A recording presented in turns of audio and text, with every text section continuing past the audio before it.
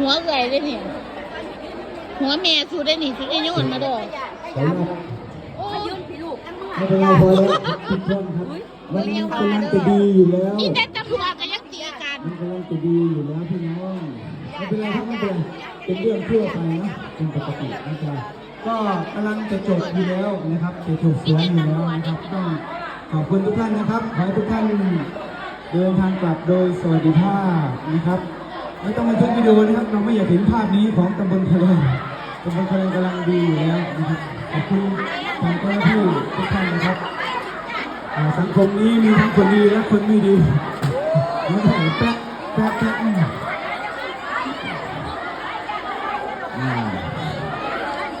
ก็ดูเสื้อกันครับดูกันไม่เป็นไรไม่เป็นไรไม่เป็นไรครับใจสั่งให้ฟังให้ฟังไปโอเคครับขอให้ทุกท่านเดินทางกลับโดยสวัสดิภาพนะครับเดินทางกลับโดยสวัสดิภาพนี่เป็นตำรวจแล้วค่ะทุกคนจะว่าการยังตีกันอยู่ทุกอย่างโอ้ยจะเป็นญาติเด้อบ้านค่ะตำรวจได้